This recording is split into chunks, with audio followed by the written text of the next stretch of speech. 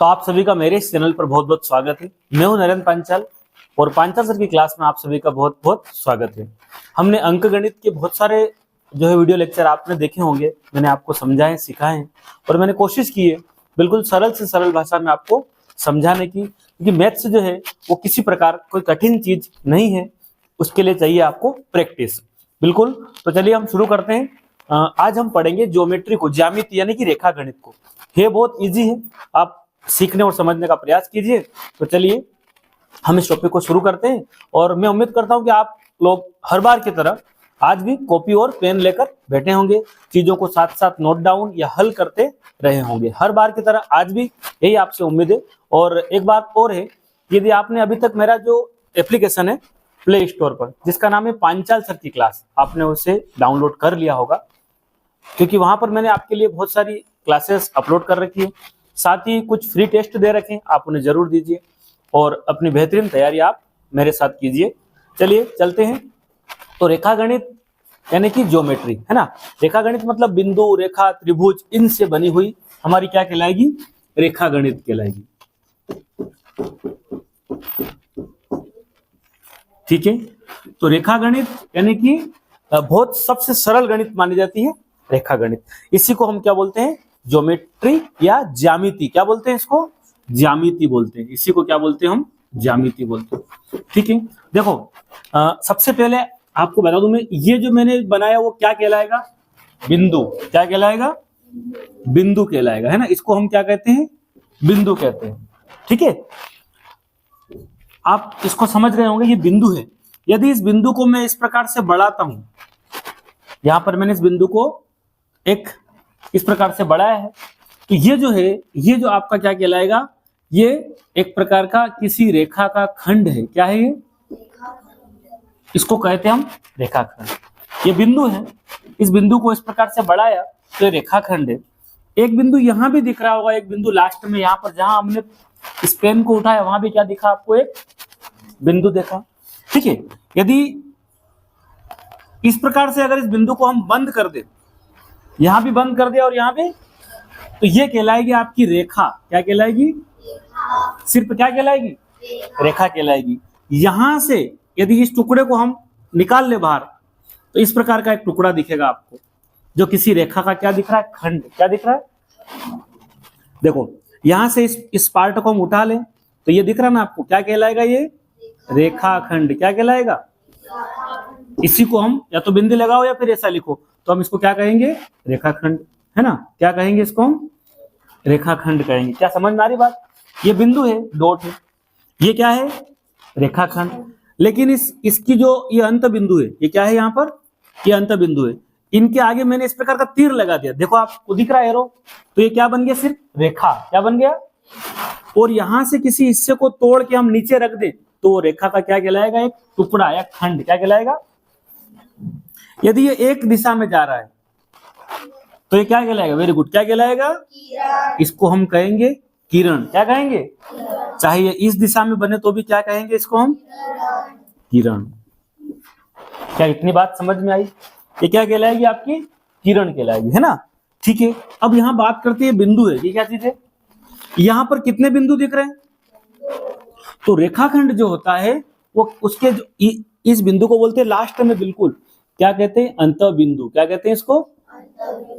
तो रेखाखंड में कितने अंत बिंदु दिख रहे हैं आपको? 2। तो रेखाखंड में कितने अंत बिंदु होते हैं? 2 अंत बिंदु होते हैं। ठीक है, रेखाखंड में कितने अंत बिंदु दिख रहे हैं आपको? 2। क्या इतनी बात समझ में आई?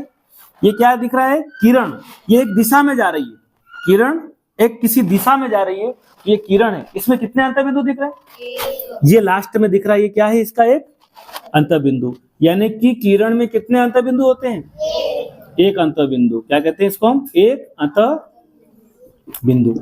ठीक है, अच्छा ये भी किरण है, इसमें भी कितना अंत बिंदु? तो क्या आपको ये बात समझ में आई कि ये होगा बिंदु? रेखाखंड के अंदर कितने अंत बिंदु? 2 अंत बिंदु होंगे, एक ये एक ये। यदि ये पूरी क्या कहलाएगी? रेखा। और ये इसमें से कोई टुकड़ा बाहर रख दिया तो क्या कहलाएगा? यहां भी रेखाखंड और यहां भी मैंने डबल रेखाखंड बना दिया।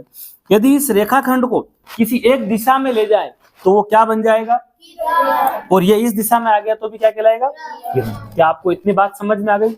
यदि मैं यहां पर नाम लिख दूं ए और बी, और यहां भी क्या नाम लिख दिया मैंने, ए और बी, ठीक है, और यहां भी क्या लिख दिया मैंने, ए बी, और यहां भी क्या लिख दिया, ए बी। क्या इतनी बात समझ में आई? ठीक है। यदि मैं आपसे पूछूं कि मैंने क्या लिखा है, बताइए क्या पढ़ेंगे इसको हम? Very good, Kiran A B, क्या पढ़ेंगे? क्लियर है? यदि मैं इसको ऐसा लिखता हूं, आप बताइएगा, बताइए क्या पढ़ोगे?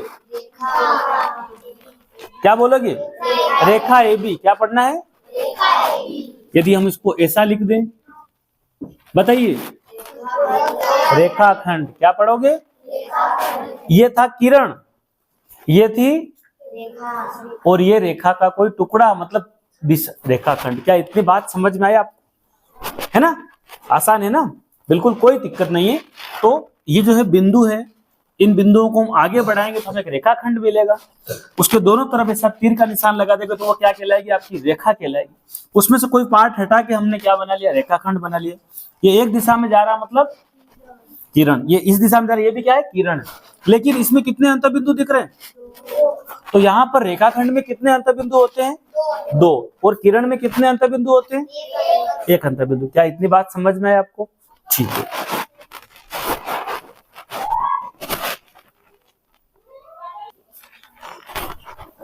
अब हम इससे आगे बात करते हैं कोण की। क्या की बात करते हैं? कोण की, जिसको हम एंगल कहते हैं। तो कोण किसे कहते हैं? तो हम बात करते हैं आगे कोण की। तो कोण जो होता है वो 2 किरणों के मिलने से बनता है। कोण किससे बनता है? कितनी किरणों से? 2 किरणों के मिलने से क्या बनता है? ठीक है, 2 किरणों के मिलने से क्या डिजाइन, क्या आकृति बनेगी? 2 किरणों के मिलने से। तो ये क्या चीज बनाई बताइए? किरण है। और ये भी क्या चीज बनाई? किरण। तो 2 किरणों को आपने इस प्रकार से मिला दिया तो ये यहां पर जो बनेगा ये क्या कहलाएगा? कोण। क्या कहलाएगा? देखिए आप, एक किरण ये है, एक किरण ये है, दोनों किरणों को मिलाने से क्या बनेगा? कोण। इसको कहेंगे हम कोण। क्या बनाया ये? क्या इतनी बात समझ में आई? यहां पर आपको कुछ ना कुछ इसकी माप लिखना पड़ेगी, उसकी माप कि कितने डिग्री का कोण है, ये हम अभी सीखेंगे। देखिए, तो आपके जो पास एक डी देखा होगा आपने, एक डी देखा होगा ना आपके पास, उस डी के अंदर ऐसे कुछ माप लिखी होगी, 0 डिग्री से लेकर कितने डिग्री तक? 180 डिग्री तक माप लिखी होगी। यहाँ 0, फिर ये 10, फिर ये 20, ऐसे 30, इसी प्रकार से यहाँ बिल्कुल बीच सेंटर में कितना डिग्री? 90 डिग्री लिखा होगा। क्या लिखा होगा? इसको अंश या इंग्लिश में डिग्री बोलते हैं, है ना। तो इस प्रकार के आपके पास डी है, उसमें माप लिखी होगी। तो ये बताइए 2 किरणों के मिलने से क्या बनता है? कोण। 2 किरणों के मिलने से क्या बनता है? कोण बनता है। ठीक है, इतनी बात समझ में आ गई आपको। अब कोण के प्रकार होते हैं। सबसे पहले कोण में समझ लो, ये यहां पर कुछ में नाम लिख दिया मैंने, ए, यहां नाम लिख दिया बी, यहां लिख दिया सी। अब इसको कैसे लिखेंगे? ये जो जहां कोण बन रहा ना, उसको बीच में लिखना है उसको। तो इसका नाम क्या हो सकता है? सी ए बी। और ये आगे निशान देख रहे हो आप, ये कोण का निशान क्या है ना, कोण सी ए बी। क्या लिख सकते हैं? या फिर एक और यहां शुरू करेंगे, क्या लिखेंगे? ये बीच में आना चाहिए, जहां 2 भुजाएं, इनको भुजा या किरण बोलते हैं, 2 किरणें जहां मिलेगी वहां क्या बनेगा? क्या बनेगा? कोण। 2 किरणों के मिलन स्थल को क्या बोलते हैं? कोण कहते हैं। और ये जगह है ना, यहाँ तो बना क्या है? कोण। ये क्या कहलाएगी? जहां दोनों के बिंदु मिल रहे ना, दोनों अंतःबिंदु, वो कहलाएगा शीर्ष। क्या कहलाएगा? शीर्ष। तो इस कोण में कितने शीर्ष है? 1। कोण कितना बन रहा? 1। एक कोण ने 1 शीर्ष, लेकिन कितनी किरणें हैं? तो 2 तो किरणें हैं। 2 क्या चीज है? 2 किरण है। एक क्या मिल गया? एक शीर्ष बन गया। और इससे क्या बना? एक कोण। बताइए क्या? देखो आप जरा बताइए मेरे को, ये किरण 1, किरण 2, कितनी किरणें? 2 किरण। 2 किरणों के मिलने से क्या बना? कोण। कितने कोण बने? 1। और ये मिलन स्थल क्या कहलाएगा? दोनों किरणों के मिलने को शीर्ष। शीर्ष कितने दिख रहे हैं? 1। क्या इतनी बात समझ में आई? ठीक है। और ये जो यहाँ जो लिखा हुआ रहेगा वो कहाँ लिखेंगे, बीच में लिखना है। वो कहाँ लिखना है, बीच में लिखना है, ठीक है। तो दो किरणों के मिलने को हम क्या कहते हैं, कोण कहते हैं। अब देखिए, बताइए किरणें कितनी है, दो। यहाँ क्या बन रहा है, कोण बन रहा है। यहाँ क्या बन रहा है, कोण। और ये क्या कहलाएगा, शीर्ष। क्या कहलाएगा, शीर्ष कहलाएगा। इसका नाम रख देते हैं। यहाँ पर मैंने लिख दिया O, यहाँ लिख दिया A और यहाँ लिख दिया B। बताइए क्या नाम होगा इस कोण का, कोण बोलियो, AO या फिर BO। यानी कि आपने दोनों कंडीशन में O को कहां रखा, बीच में। जहां कोण बन रहा है वो बीच में रखना है। क्या आपको इतनी बात समझ में आई? ये था अपना कोण। क्या था, कोण। अब कोण के प्रकार देखते हैं, कोण के प्रकार देखते हैं। देखिए, कोण के प्रकार की बात करें तो आपके पास जो D है, आपके पास D है ना, ठीक है। तो उस D के अंदर आपने देखा होगा ऐसा, इस प्रकार की आपकी D, यहां तो सही साइड बने नहीं, चलो बन गया। ये कितना डिग्री है, 0 डिग्री। ये कहां तक होगा, 180 डिग्री तक। उसके बीच सेंटर में यहां पर क्या होगा, 90 डिग्री। क्या बनेगा, और ऐसी कई सारी लकीरें मिलेगी उसमें, है ना, 10 20 ऐसे लिखा हुआ कई सारा उस डी में। आपने बिल्कुल कोण भी बनाए होंगे, प्रैक्टिस भी की होगी, ऐसी कई सारे लकीरें मिलेगी आपको, है ना, ठीक है। तो अभी हमें यह समझना है कि जो कोण होता है वो अगर कोण बनेगा 0 डिग्री से तो बड़ा, 0 डिग्री से बड़ा, लेकिन ये 90 डिग्री दिख रहा है आपको। क्या ये कौन सा कोण है, अगर एल जैसा बने ना, आप समझ जाना कितने डिग्री का कोण है वो, 90 डिग्री का। कितने डिग्री का कोण है, तो 0 से बड़ा लेकिन 90 डिग्री से छोटा, 90 डिग्री से 0 डिग्री से तो बड़ा और 90 से उस कोण का नाम क्या होगा, वेरी गुड, क्या होगा, उसको न्यून कोण कहेंगे। क्या कहेंगे, 0 डिग्री से तो बड़ा, या 0 डिग्री तो कोण बनेगा ही नहीं, 0 डिग्री से बड़ा और 90 डिग्री से छोटा। यानी कि बताइए आप, फॉर एग्जांपल देख लेते हैं, है ना, बताइए, ये बताइए क्या न्यून कोण कहलाएगा, बिल्कुल 1 डिग्री कम है ना, 0 से बड़ा। लेकिन अच्छा ये बताइए कितने डिग्री का कोण है, 70 डिग्री है, लेकिन क्या कहेंगे, न्यून कोण। छोटे को क्या कहेंगे हम, न्यून कोण। कितने डिग्री छोटा, इससे छोटा। यानी कि जो कोण बनेगा न्यून कोण वो ऐसा बनेगा, है ना, हो सकता है वो ऐसा बनेगा, ठीक है, 90 से थोड़ा सा कम बनेगा, ठीक है। ये मान लो 40 डिग्री का है, ये 70 डिग्री मान लेते हैं, ये मान लेते हैं 75 डिग्री, ऐसा कुछ भी, ठीक है। तो न्यून कोण किसे कहते हैं, ऐसा कोण जो 0 डिग्री से तो बड़ा हो लेकिन 90 डिग्री से, तो कोण, तो न्यून कोण का मतलब क्या समझ में आया, ऐसा कोण जो 0 से तो बड़ा हो लेकिन 90 से छोटा। क्लियर है, समझ में आ रहा है। अब इससे आगे तो न्यून कोण ऐसा होगा।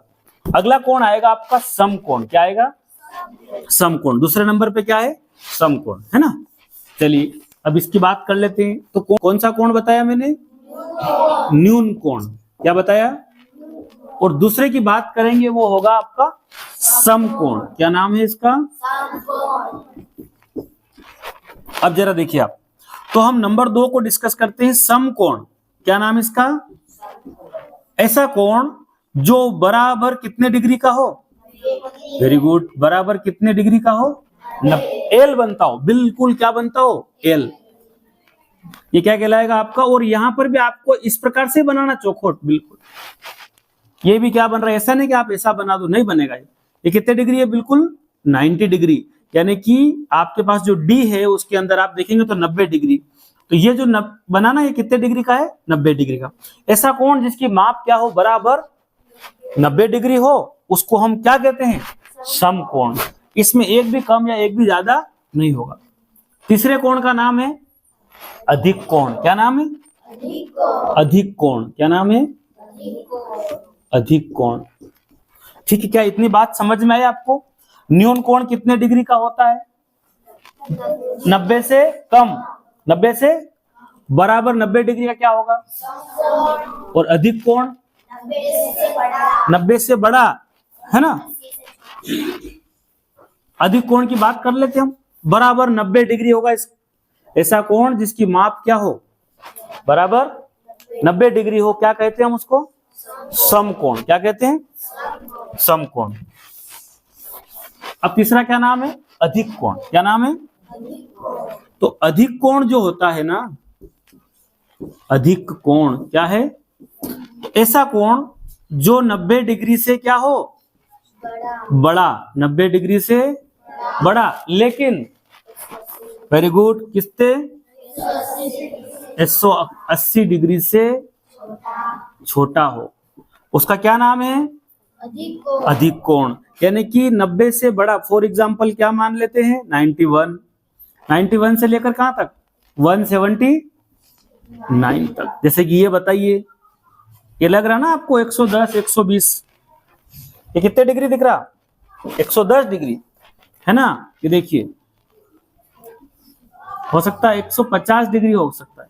तो क्या इतनी बात समझ में आ रही है आपको, ऐसा कोण जो 90 से बड़ा हो लेकिन 180 से क्या कहेंगे हम, अधिक कोण। क्या कहेंगे हम, अधिक कोण, है ना। ठीक, और आगे चलते हैं। तो कोण ये तो सरल हो गए, ये तो आपको पता है, 3 कोण को आप जानते भी हो। इससे आगे और भी है, देखिए इससे आगे है अगला अपना चौथे नंबर पे जिस कोण का अपन नाम ले रहे हैं वो है ऋजु कोण। क्या नाम है, क्या नाम है इसका, एक और, सरल कोण, या है ना, ऋजु कोण, या क्या नाम है इसका, तो बहुत सरल है, मतलब एक सिंपल सी लाइन बन जाए। कितने डिग्री हो गई है, 100 बराबर। तो ऋजु कोण किसे कहते हैं, बराबर कितने डिग्री का होता हो, बराबर 180 डिग्री। चलो बताइए, पहला न्यून कोण कितने डिग्री का होगा, 90 से छोटा, क्लियर है। चलो समकोण बराबर, अधिक कोण 90 से बड़ा लेकिन, अगर कोई बिल्कुल बराबर 180 डिग्री का हो तो ऋजु कोण या सरल कोण। क्या कहते हैं, ऋजु कोण या सरल कोण। क्या इतनी बात समझ में आ रही, ऋजु कोण या सरल कोण, समझ में आ रहा ना सब। चलिए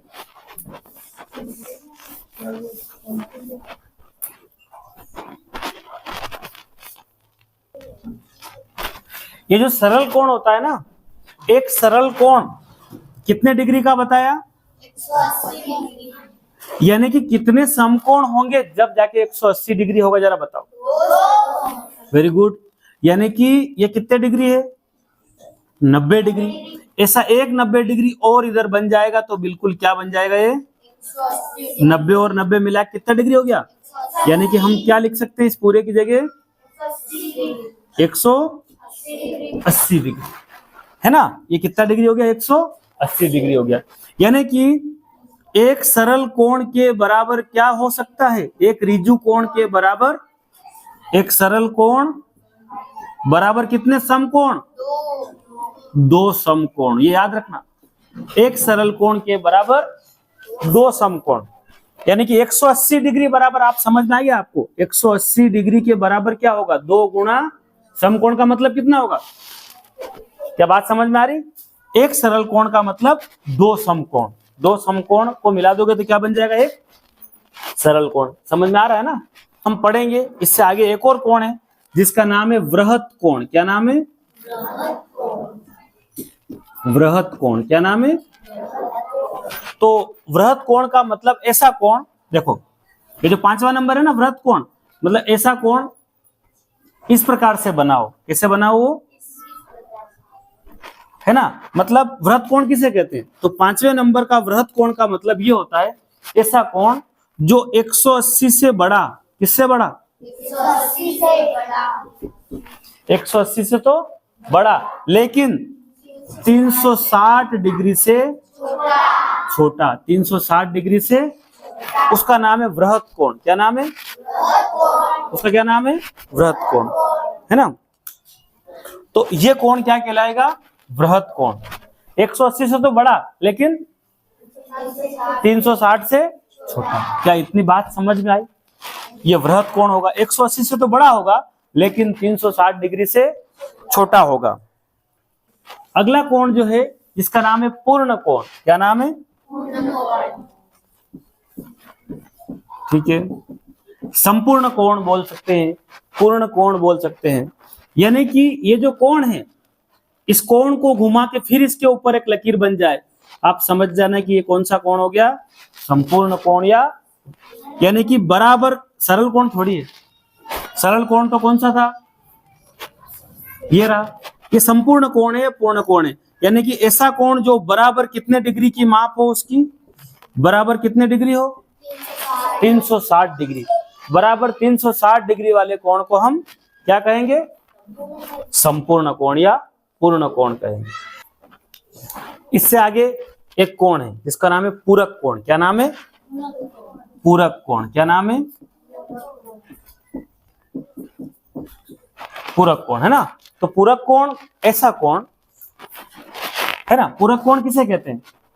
यानी कि दो कोणों को अगर जोड़ो तो क्या बन जाए? वो एक समकोण बन जाए, 90 डिग्री हो जाए। तो पूरक कोण किसे कहते हैं?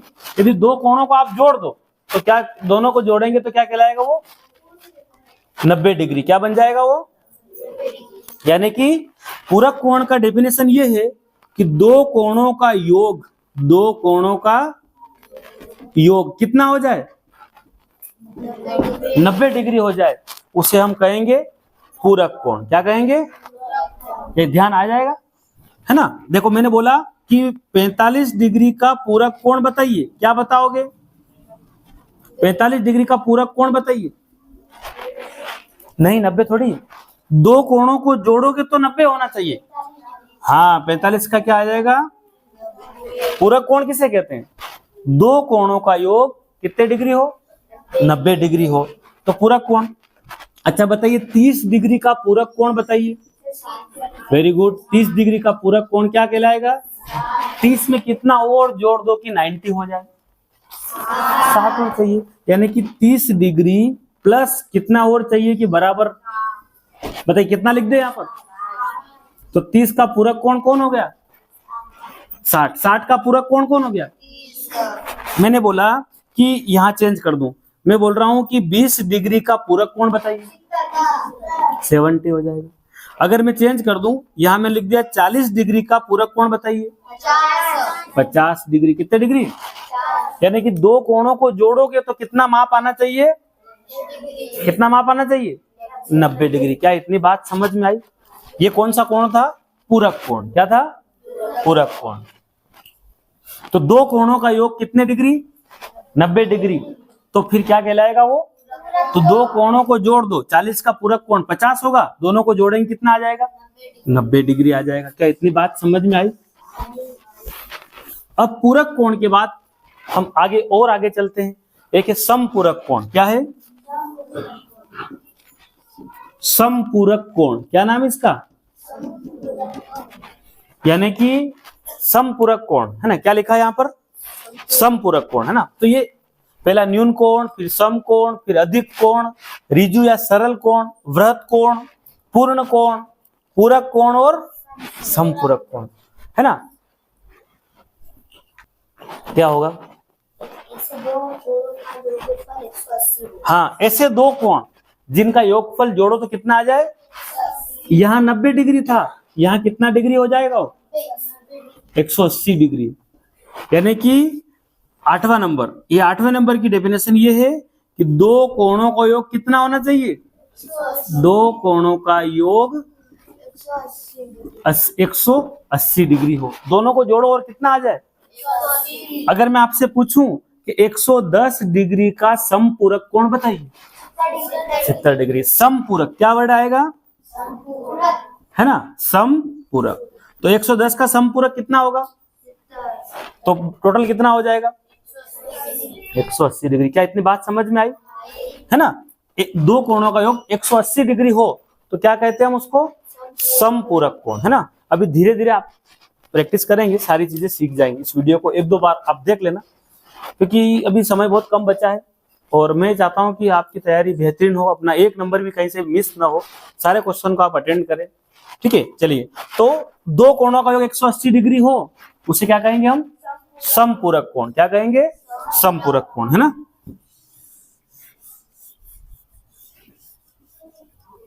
क्या इतनी बात समझ में आ गई? पूरक कोण में दो को जोड़ो कितना आएगा? 90 डिग्री। कितना आएगा? 90 डिग्री। और समपूरक में 180। 180। चलिए, तो अगला कोण है नवा कोण, जिसका नाम है शीर्षाभिमुख कोण। क्या नाम है? शीर्षाभिमुख कोण। क्या नाम है? शीर्षाभिमुख कोण, है ना। अब ये शीर्षाभिमुख कोण क्या होता है? देखिए, यदि दो रेखाएं, ये क्या बनाया मैंने? कितनी रेखा दिख रही? एक। और एक रेखा और मैंने बना दी। दिख रही दो रेखाएं? यदि दो रेखाएं एक बिंदु पर प्रतिच्छेद करे, काटे, ये लकीर इसके अंदर से निकल गई है, इसके अंदर से निकल गई, इसको बोलते हैं प्रतिच्छेद बिंदु। क्या बोलते हैं? अब बताइए, ये देखो जरा, इसको ऐसा कोण बन रहा है कि नहीं बन रहा है? यहाँ पर बन रहा ना कोण। तो यहाँ पर एक लकीर और थी, तो यहाँ पर भी तो कोण बन रहा है। ऐसी लकीर नीचे भी चली गई थी ना, तो यहाँ पर भी क्या बन रहा है? कोण। तो इसे कहेंगे शीर्षाभिमुख कोण। 1 2 3 4 कोण बन रहे। कितने बन रहे? इन कोणों को हम क्या कहते हैं? शीर्षाभिमुख कोण। और शीर्षाभिमुख कोण की क्या विशेषता है? आमने सामने के कोण बराबर होते हैं। आमने सामने के कोण, अगर मान लो मैंने यहाँ 50 डिग्री लिखा है और मैं पूछ रहा हूँ 180 की जगह क्या आएगा? 50। बस ये शीर्षाभिमुख कोण की विशेषता है कि ये 50 है तो ये भी कितना होगा? 50। अगर मैं यहाँ 130 लिख दूं, 130 डिग्री, तो बताइए यहाँ क्या आएगा? 120। ये शीर्षाभिमुख कोण है। क्या है? शीर्षाभिमुख कोण का मतलब होता है कि जो कोण यहां बन रहा है और नीचे बन रहा है बराबर होंगे। आमने सामने के कोण बराबर होते हैं, इसको कहते हैं शीर्षाभिमुख कोण। क्या कहते हैं? क्या आपको बात समझ में आई? अब जरा देखिए, यदि मैं इस नीचे वाले को हटा दूं तो बताइए, एक सरल रेखा बन रही ना। दोनों को जोड़ो कितना डिग्री हो रहा? 180। सरल रेखा का कितने डिग्री कोण बनता है? 180 डिग्री। समझ में आ रहा ना बात? ठीक है। तो अभी आपको शीर्षाभिमुख कोण मैंने समझाया कि दो रेखाएं जब आपस में प्रतिच्छेद करें, जो बनने वाला कोण होगा वो शीर्षाभिमुख कोण होगा। और शीर्षाभिमुख कोण आमने सामने के क्या होंगे? बराबर। क्या इतनी बात समझ में आ गई आपको?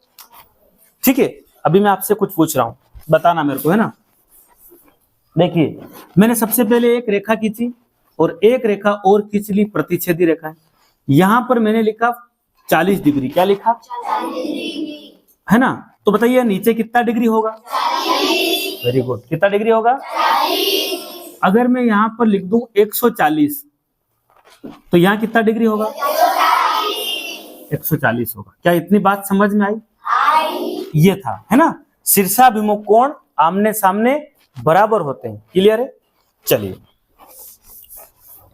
अब ये अभी समझ में नहीं आएगा, इससे रिलेटेड क्वेश्चन अपन जब हल करेंगे तो आपको सारी चीजें क्लियर हो जाएगी। अगला है आसन्न कोण। क्या है? आसन्न कोण। कौन सा कोण? आसन्न कोण। तो जो आसन्न कोण होता है वो किस टाइप का होता है? देखिए, ये आसन्न कोण बनाया है, ये आसन्न कोण है। यदि मैं यहां पर O लिख दूं, यहां A लिख दूं, इसका नाम B, इसका नाम C, तो इन दोनों के बीच में एक उभयनिष्ठ भुजा आ रही, एक उभयनिष्ठ किरण है ना, ये आसन्न कोण है। क्या कहते हैं इनको हम? आसन्न कोण। ये आसन्न कोण है। इसका क्या नाम होगा? देखो, कौन सा कोण आसन्न है? तो कोण AOB, कोण AOB और कोण BOC ये आसन्न है। कोण BOC, ये B वाला जो है ना OB, देखो इसके पास भी OB है, इसके पास भी BO है, तो AOB और BOC दोनों क्या है? आसन्न कोण। क्या बात समझ में आ रही? ऐसा तो नहीं कि AOC ये तो बहुत बड़ा हो रहा है ना। आपको ये वाली जो दीवार है जो बीच में, ये दोनों के पास होना चाहिए, तभी आसन्न कोण। क्या है? अगर मैं पूछूं कि AOB का आसन्न कोण का नाम बताइए, तो आप बोलेंगे BOC या फिर COB। इसका नाम क्या है? BOA। उल्टा सुल्टा बोल सकते हैं, लेकिन आपका कोण वाला कहां रखना है? आपको बीच में। क्या आसन्न कोण समझ में आया? ये आसन्न कोण था, है ना। ठीक है। इस प्रकार के कोण को हम क्या कह सकते हैं? आसन्न कोण। मान लो मैंने आपसे पूछा, यहां लिख दिया A, यहां लिख दिया O और यहां लिख दिया B और यहां लिख दिया C। बताइए जरा, ये O लिखा है, बताइए आसन्न कोण कहां से शुरू करें? बताइए यहां से, कैसे बता दो? BOC कोण BOC। और बताइए AOB नहीं होगा, AOC ये दीवार आनी चाहिए बीच में वापस, AOC। क्या बात समझ में आई? ये BOC और दूसरा है COA, या फिर ऐसा बोल दो AOC COP। ये बीच में आनी चाहिए आसन्न कोण। क्लियर है? तो कोण किसका आसन्न है? अगर मैं आपसे पूछ लूं, मैंने ऐसा बोला कि कोण AOC का आसन्न कोण का नाम बताइए, क्या बोलोगे? AOC का आसन्न कोण बताइए। हाँ बिल्कुल, BOC या फिर COB, एक ही बात। COB या तो ये, या फिर क्या बोल सकते हैं? अरे बात समझ में? या आप क्या बोल सकते हो, ये आसन्न कोण था।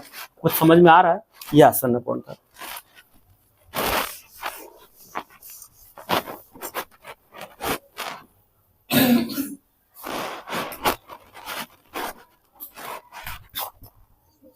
अब ये रेखिक युग्म कोण, क्या नाम है? रेखिक युग्म कोण, क्या नाम है? रेखिक युग्म कोण। इस कोण का नाम है रेखिक युग्म कोण। क्या है? यानी कि दो आसन्न कोण, दो, मान लो है ना, दो किरणों के मिलने से, ठीक है, दो आसन्न कोण आपसे पूछ ले कि ये क्या है? रेखिक युग्म कोण। क्या है?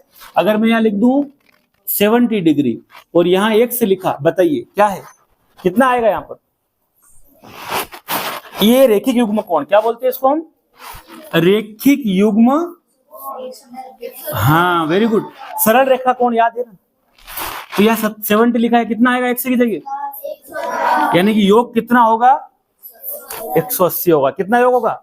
यानी कि दो आसन्न कोणों को जोड़ो, योग कितना आना चाहिए? 180। डिटेल बता दिया है ना, अच्छे से मैंने बताया आपको।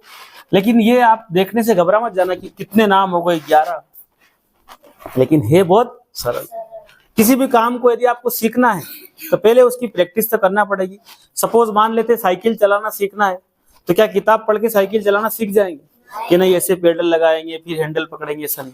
या तैरना सीखना हो तो किताब पढ़ ले अच्छे से और कूद गए, संभव है क्या? तो पहले क्या करना पड़ेगा? बीट बाय बीट, और उसको टुकड़े टुकड़े में उस काम को सीखना पड़ेगा, उसके लिए प्रैक्टिस करना पड़ेगी। इसलिए आप किसी भी विषय को आप कठिन न मानिए। अभ्यास की कमी है इसीलिए कठिन है। किसी को एरोप्लेन चलाना आता है, वो उसके लिए सरल है, और किसी को साइकिल चलाना नहीं आता, उसके लिए क्या है वो? तो कठिन और सरल कुछ नहीं होता है। जो काम हमें आता है वो हमारे लिए क्या है? और जो हमें नहीं आता है वो कठिन है। सारा गेम है प्रैक्टिस का। आप अच्छे से प्रैक्टिस कीजिए मैथ्स के साथ। देखिए, तो आपको रेखिक युग्म कोण समझ में आया? ऐसा होता है, ठीक है। तो रेखिक युग्म कोण मतलब हो सकता है ऐसा बना दो, आप बताना मेरे को जवाब। मैंने यहां पर लिख दिया 70 डिग्री, इधर कितना होगा? चलो यहाँ लिख दिया मैंने 60 डिग्री, इधर कितना आ जाएगा? मतलब दोनों को जोड़ो तो कितना होना चाहिए? 180 डिग्री। क्या इतनी बात समझ में आई है ना? तो ये रेखिक युग्म कोण था। क्या था? रेखिक युग्म कोण। मैं उम्मीद करता हूं अब इसके बाद अब हम क्वेश्चन आंसर भी देखेंगे, फिर त्रिभुज भी पढ़ना है, चतुर्भुज भी पढ़ना है, ठीक है। तो ये था अपना रेखा गणित का कुछ बेसिक चीजें जो मैंने आपको सिखाई और समझाई है। मैं उम्मीद करता हूँ ये आपको समझ में आया होगा। मैं फिर से कह रहा हूं, यदि ये वीडियो ठीक लगा हो तो आप इसको जरूर लाइक कीजिए और इस चैनल को सब्सक्राइब कीजिए। और मेरा जो एप्लीकेशन है पांचाल सर की क्लास, आप उसे जरूर डाउनलोड करें। और आप कहां से इस वीडियो को देख रहे हैं जरूर अपना नाम बताएं, ठीक है। तो चलिए चलते हैं, अगले वीडियो का आप इंतजार करें, जल्दी आपके पास आने वाला है। ओके।